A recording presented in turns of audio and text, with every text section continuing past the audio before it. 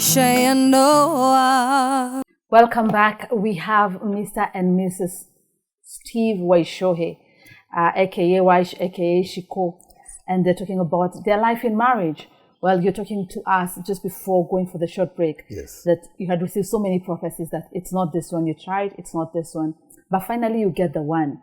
And she says she had fasted for 40 days. So there's no way you are getting out of her grip. Mungu alikuwa shakushika on her behalf. Yes. Hapo nilikuwa nimeshikwa ukweli. I remember hata at some point during that time tukijipanga na nini nimeenda nyumbani we have organized ourselves, we've gone home and things were moving on. Of course we had a bit of challenges here and there during our wedding. Part of it is the people we used to minister with and minister for. They left me at that time. And she used to come to visit our ministry. So at that point, nobody would understand what exactly was going on. But I want to say I thank God because of that situation. Because it made me rely on God more. And to believe that actually you can wait on people, but people will disappoint you. But eventually our wedding was a glorious wedding. And we thank God because we had other people coming to support us that we didn't know. They came in and they heard our story and they came and supported us and we did well. We blessed the Lord for what God did. And then from there, so we did our wedding. And after the wedding, God blessed us with a honeymoon baby. Wow. Yeah, I think 10 months later, 10 months later, we had a child, a baby girl. And we thank God. How was it now, probably just getting married, you're expectant and you're having a baby? Did it change, first and foremost, was it your expectation? Yeah, I was expecting. I really wanted a honeymoon baby. And I told God, I really want to be a mother. And God is a faithful God. And our baby she's a wonderful girl. And at that point, when a woman is expectant, her moods change. Did it shock you? Was that your expectation in marriage? It was quite confusing. But one of the things I did, I consulted a lot. Because I didn't want to offend her. At this point, she's carrying a baby. Things are changing. And then I had a bit of medical background. I realized that these things actually do happen. But at some point, I would not understand why I should bring a kebab from a certain hotel and not another one. Also, should specifically it was just specifically go and pick it from there. I thought that was being arrogant. And sometimes I would just get there and tell her, I forgot. I forgot. Nilikuwa mimi ile story unasikia tukifika mahali unaambiwa na watu mwanaume ni kujisahaulisha. Sometimes you don't have the money and you don't know how to go and tell her there is no money. Yes. So you go there and beginning of the journey. Yes. Of the wedding, we begin our house. Like I remember what we did. I told her, let's go. Whatever I had, I gave it out. And whatever she had, she gave it out. Because she was already living by her own and I was living by my own. So wakati tumefika, at that point we are coming in the house, there is nothing in the house. We are sitting so you started from scratch? Yes, we actually bought everything that we had and some of the things we were given from the wedding day. So now we are beginning from somewhere. We moved around. During the honeymoon, we didn't have money to go for honeymoon. So I told her, let's stick around here. She was believing I had a lot of money somewhere. I was just playing around because after the wedding, we went to a hotel. Then this hotel, after finishing the hotel, we go to the house. And she's imagining. She's expecting the surprise because she's a girl. Exactly. She wants the surprise from the Prince Charming. Yes. But now, the Prince Charming is not forthcoming in terms of surprises because now I'm already surprised I don't have anything. So I'm preparing myself to take her because I had, I think, about 5,000 shillings. I'm preparing her to take her to Nyahururu somewhere.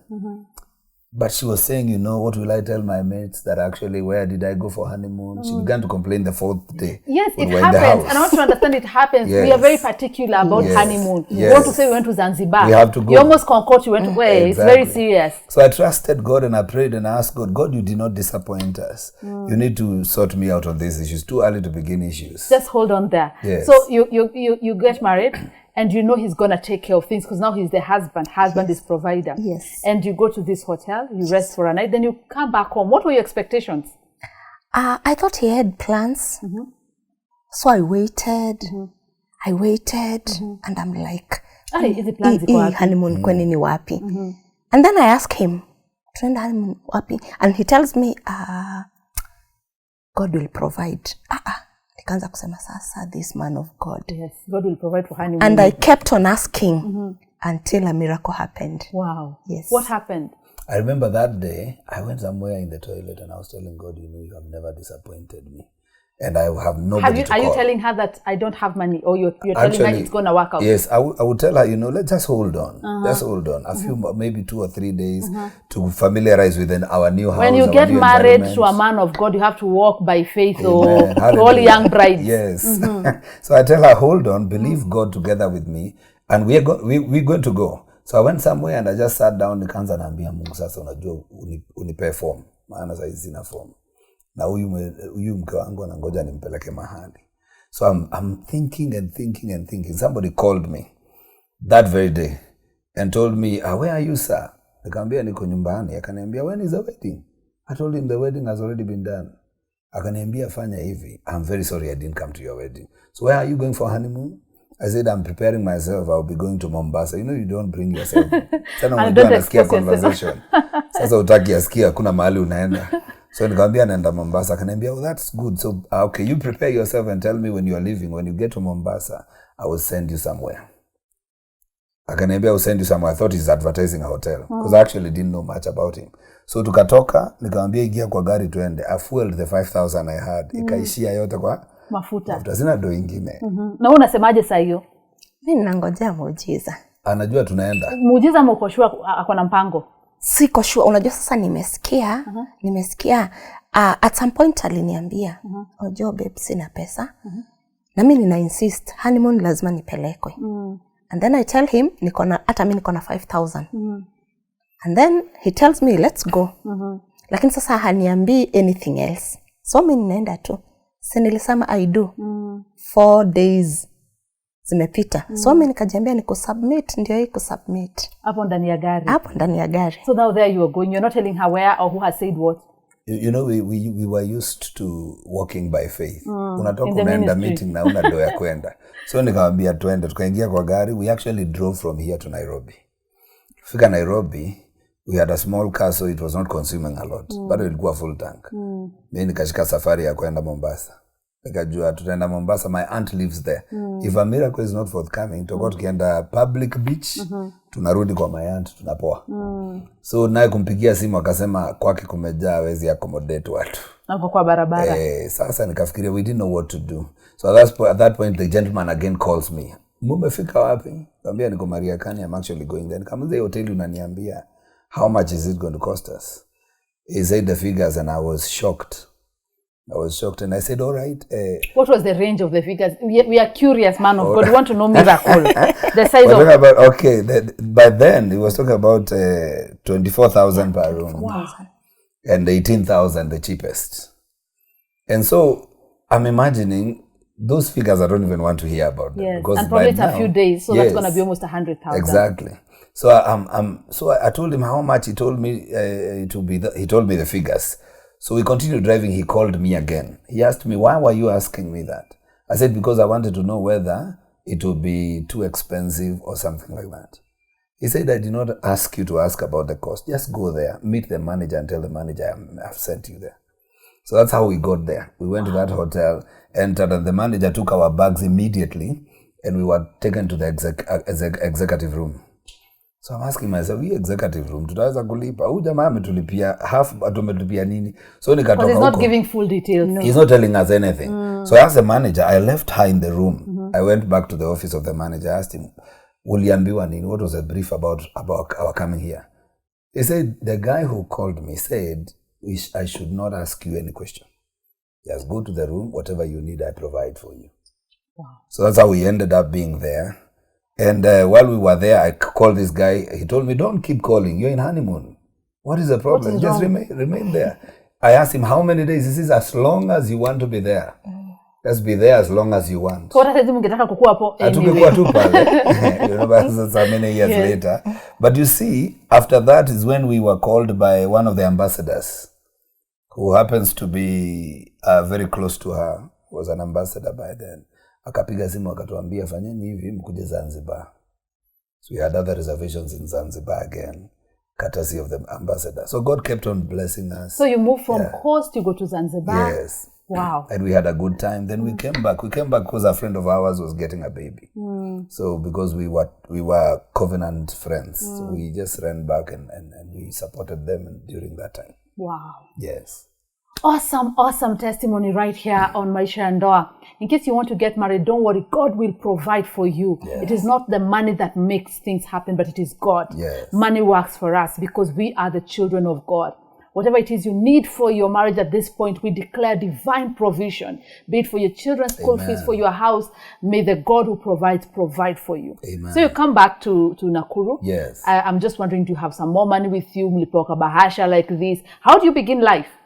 Actually, he sorted me out because we came back to Mombasa, then picked our car. On driving back, he didn't have fuel to come back. So I was wondering, where do I get money? Because all these things have been paid. We don't have cash. She had a little bit of money, but this guy calls me and he put 20,000 in my phone. Wow. He said, that is fuel for going back. So the same gentleman. And actually, this gentleman has never come to our house. We don't know him closely. We just kept on meeting in town, and I remember at some point I ministered in their church. So he kept on telling me I must support you during the wedding, and he didn't appear in our wedding. So he asked me, why did you leave that place very early? He said we would not have continued. Our time would not have allowed us, and the nature of her job and ministry, we needed to come back. Yes, so we came back with something small, and so we had to start from somewhere. So we went round, and by God's grace, we were able to acquire seats. We were able to acquire one or two things for the house, and so that we have a place where we can sit. And then God was gracious. God was gracious because I remember people came in and they began to give us things. Wow. Not like the seats, whatever you needed in the house. God provided very supernaturally. I think God was just so good to us until at some point I broke down and I cried a lot because I never expected, during the years in ministry, never expected that I would receive such kind of a support. I always believed you have to suffer to serve God. But I realized that was not the case.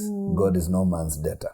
He provided for us all the way until the day we were settled down in the house, and God was gracious to us. Wow. Yeah. So at that point now, a few months later, you're expectant? Yeah. Back to that.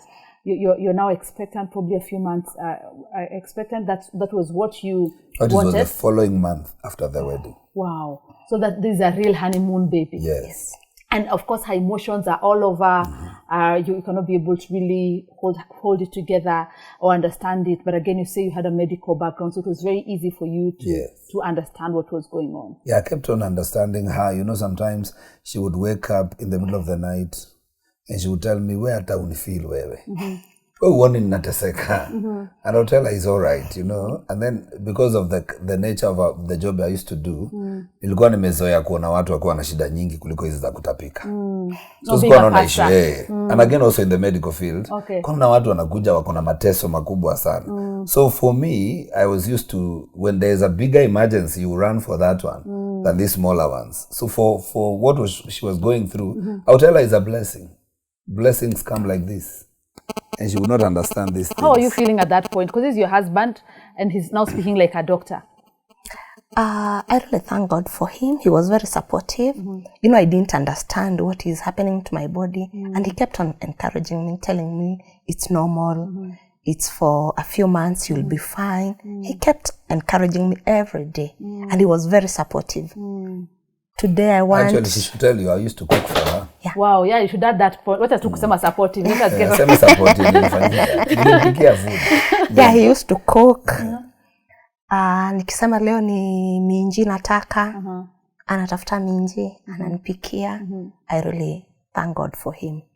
Well, this is MAISHA and Ndoa. This is just the first episode with this wonderful couple. Next week, when we come back, we'll be talking about their personalities. By the way, they are so diverse, it will surprise you how they've been able to cut that. They'll be talking to us about their journey with their child. They'll be talking to us about so much that they've learned in marriage. We'll be with you next episode by the grace of God. Keep watching MBCI TV, MAISHA and Ndoa. We are glad you're watching. God bless you.